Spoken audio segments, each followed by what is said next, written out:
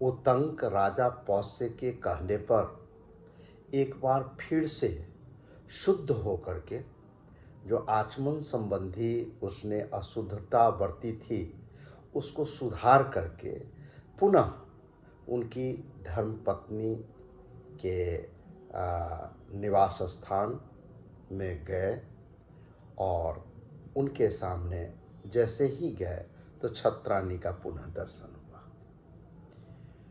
महाराज पौष्य पहले ही कह चुके थे कि हमारी पत्नी पूरी तरह से पतिव्रता हैं। जो अशुद्ध प्रवृत्ति के जो लोग होंगे जो उन्हें देखना चाहेंगे उनके दृश्य के रेंज में आएंगी ही नहीं, वो उन्हें दिखाई ही नहीं पड़ेंगे। इसलिए यदि चाहते हैं जो फिर से उनका दर्शन हो तो ऐसे ऐसे आचमन शुद्धि करना पड़ेगा। तो वो करके गए तो रानी जो थी सो उनके स्वागत में खड़ी हो गई और पूरी श्रद्धा के साथ उन्हें अपना प्रणाम निवेदित करके कही कि महाराज आपकी मैं क्या खिदमत करूं, कैसे सेवा करूं, आज्ञा दीजिए, बताइए। तो उतंक ने कहा कि देवी, मैं गुरु पत्नी के कहने पर उनको दक्षिणा के रूप में आपका कुंडल भेंट करना चाहता हूँ। उन्होंने ही कहा कि पौष्य की पत्नी जो कुंडल पहने हुए है वही कुंडल तुम मुझे ला करके दो। क्योंकि पहले हमने देखा कि गुरु वेद जो थे वो यही कहे थे कि यदि तुम दक्षिणा स्वरूप कुछ भेंट करना चाहते हो तो तुम्हें मेरी धर्म पत्नी से जाकर के उनकी इच्छा पूछना पड़ेगा और वो जो कहेंगे उनकी पूर्ति कर दो। तो यही बात वो कही। जब इस बात का भावना वो व्यक्त किए तो महाराज पौष्य की पत्नी कही कि ठीक है, आप उचित पात्र हैं। सुपात्र ब्राह्मण जान करके उन्होंने अपने दोनों कुंडल उतार करके उन्हें दिया और एक चेतावनी भी दिया कि नागराज तक्षक इसको पाने के लिए बहुत बेसब्र है, बेचैन है, इसलिए इसकी रक्षा तक्षक से कैसे हो इसके बारे में उन्होंने शंका व्यक्त किया। तो उतंक ने कहा कि उनकी चिंता आप न करें, उनका ये सामर्थ्य नहीं कि मेरा मुकाबला करें, इसलिए आप निश्चिंत रहें।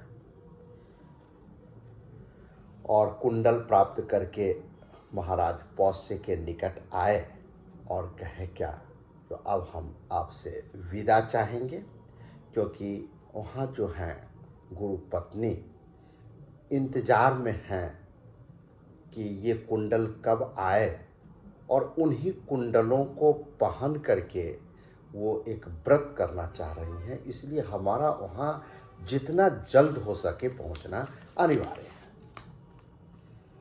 तो महाराज पौष्य ने कहा कि ये हमारा सौभाग्य है, बहुत दिनों से हमारी इच्छा थी कि कोई गुणवान अतिथि जो सुपात्र हों वो हमारे दरवाजे पर आए। आप आए, इसलिए मैं आपका श्राद्ध करना चाहता हूँ। अब ये थोड़ा सा मिथक है। अभी कर्मकांड के लिए श्राद्ध किया जाता है। जब हमारे करीबी परिवार जन की मृत्यु हो जाती है तो उनका श्राद्ध किया जाता है। श्राद्ध का मतलब क्या? जो श्रद्धा से निवेदित किया जाए उसे श्राद्ध कहा जाता है। लेकिन अभी अर्थांतर में इसको लोग गलत सेंस में लेते हैं कि जो मृत्यु जिसकी होती है उसका श्राद्ध होता है। श्रद्धा तो जीवित व्यक्ति के प्रति भी प्रकट की जा सकती है। तो हम अपने दर्शकों को ध्यान दिलाना चाहेंगे कि महाभारत प्रथम खंड के तृतीय अध्याय में पौष्य पर्व के अंतर्गत 114वां श्लोक है, जिसको हम चाहेंगे जो पढ़ें। भगवंसी चरेण पात्रम असाध्यते भवांश्च गुणवान तिथिस्तदिच्छे श्राद्धम कर्तुम क्रियताम क्षण इति।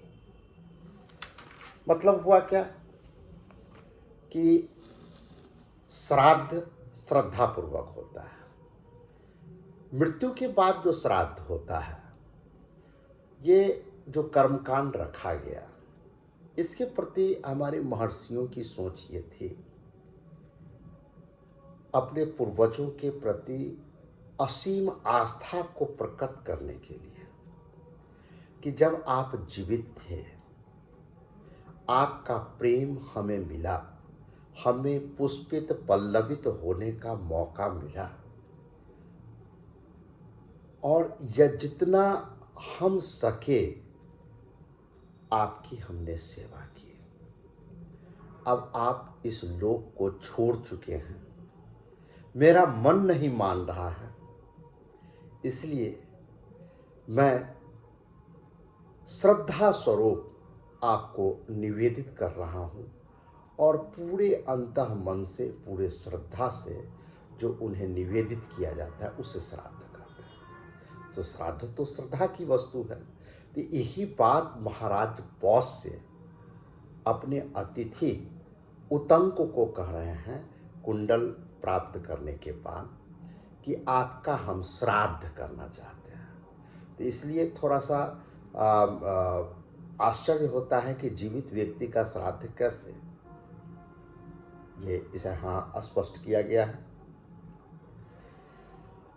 तो उतंक ने कहा कि महाराज ऐसा है कि ऐसे ही मेरा बहुत समय आपके यहाँ बीत गया, हम जल्दीबाजी में हैं, इसलिए आपके यहाँ जो कुछ भी शुद्ध और सुसंस्कृत भोजन बना हुआ है, अलग से बनाने की ज़रूरत नहीं है, जो ही तैयार है उसी को मंगाइए, हम उसको ग्रहण करना चाहेंगे, आपके श्राद्ध को हम स्वीकार करेंगे।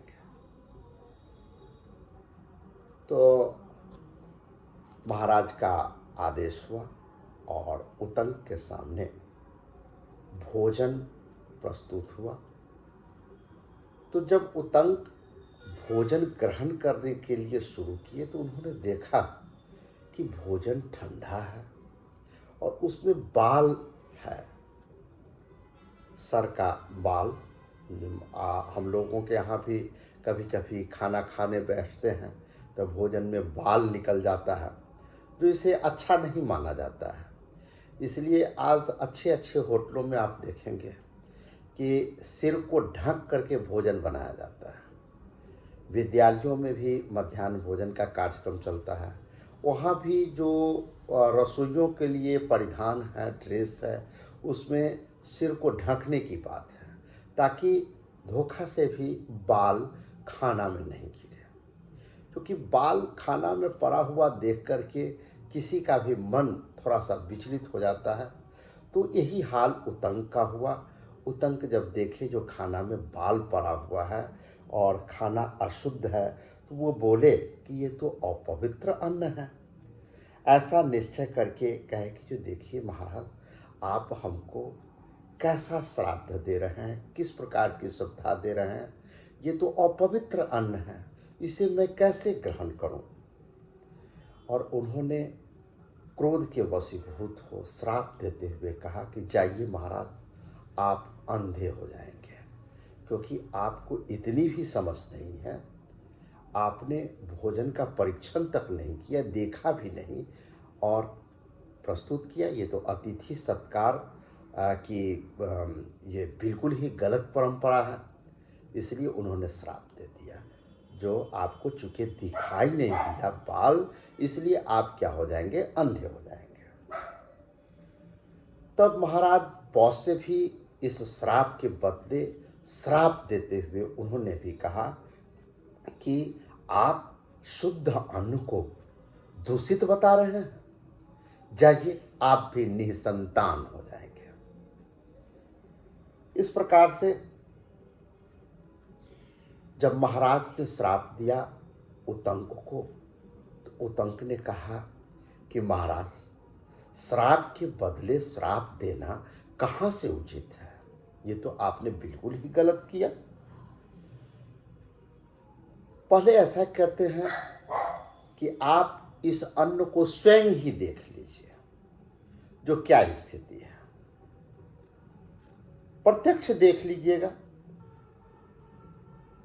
तो राजा पौष्य उस अन्न का स्वयं परीक्षण किए, जांच पड़ताल कराए, तो उन्होंने इसे सही पाया और कहा कि जो हाँ, अन्न तो दूषित है, इसमें बाल है और जांच में पता चल गया है जो खुली केस वाली किसी महिला ने खाना को तैयार किया है और उसी के सिर का बाल इस भोजन में आ गया है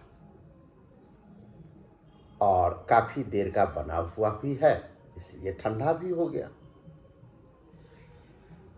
तो राजा उतंक को प्रसन्न करना चाहे कि उतंक को चूंकि श्राप उन्होंने दे दिया, उतंक भी श्राप दिए हुए हैं, तो उतंक अतिथि थे, अतिथि को सम्मानित करते हुए उन्होंने प्रसन्न करते हुए कहा कि भगवान, यह केस युक्त और शीतल अन्न अनजान में आपके पास लाया गया है, मेरे संज्ञान में नहीं है, गलती हुई है, इसलिए इस अपराध के लिए मैं हाथ जोड़ करके आपसे क्षमा मांगता हूँ और आप हम पर कृपा करें।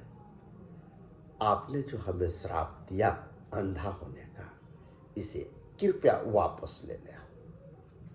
आप वही प्रयत्न करें जिससे आपका दिया हुआ श्राप का असर मुझ पर नहीं पड़े। तो ऋषि उतंक ने भी राजा से कहा कि ये ठीक है, कोई बात नहीं, लेकिन आपने भी जो मुझको श्राप के बदले श्राप दिया निसंतान होने का, उसे भी वापस ले लीजिए। और राजन, आप तो जानते ही हैं कि मैं झूठ नहीं बोलता, इसलिए आप कुछ दिनों के लिए अंधे हो जाएंगे और बहुत ही जल्द, थोड़े ही दिनों में इस दोष से रहित भी हो जाएंगे। यह सुनकर के पौष्य ने उतंक से कहा कि मैं शाप को लौटाने में तो असमर्थ हूं, मेरा क्रोध अभी तक शांत नहीं हो रहा है।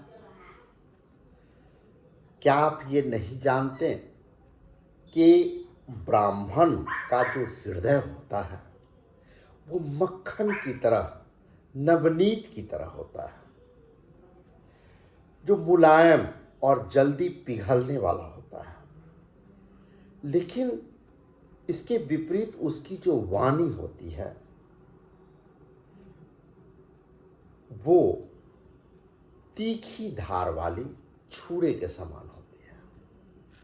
मतलब हृदय मक्खन की तरह और वाणी तीखी धार वाले छुरे की तरह।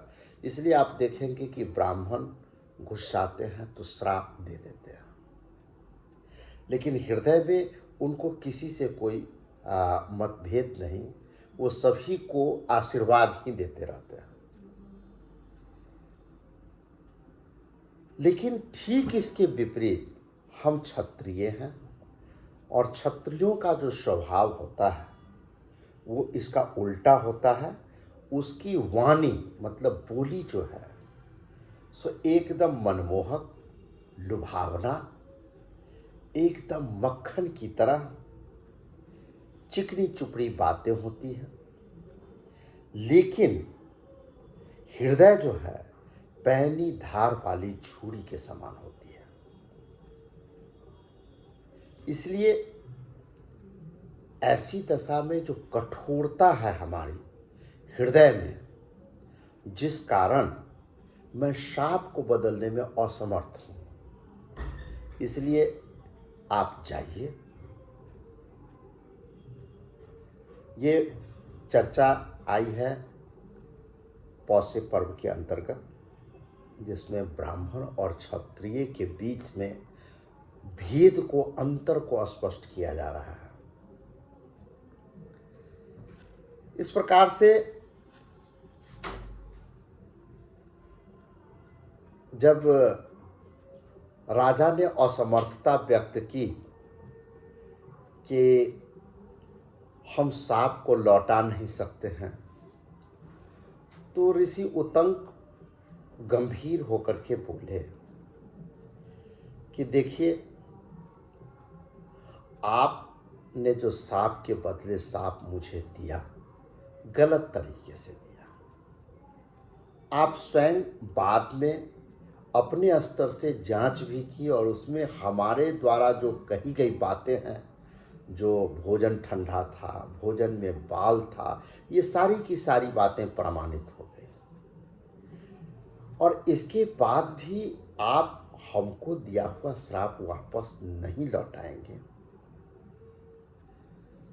और इसके लिए आप अपनी मजबूरी को बता रहे हैं, तो चाहिए आपका ये श्राप मुझ पर लागू नहीं होगा।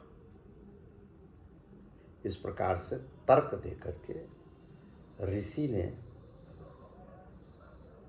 अपने यजमान पौष्य की भी मजबूरी को समझा और उसके श्राप नहीं लौटाने की असमर्थता जो है उसको भी समझा, और स्वयं सर्वोपरि होकर के इसका समाधान दिया, तर्क करते हुए कि आपका दिया हुआ श्राप मुझ पर लागू नहीं होगा। ये बहुत ही अच्छा प्रसंग है। आज इतना ही तक, आगे फिर इससे आगे बढ़ेंगे। आप सभी को महाभारत का प्रसंग अच्छा लग रहा है, इसके लिए मुझे बहुत खुशी है। जो अच्छा लगे थोड़ा सा कमेंट करके इस विषय को चर्चा भी करें, तो हमें बड़ी खुशी होगी। इन्हीं शब्दों के साथ जय हिंद, जय भारत।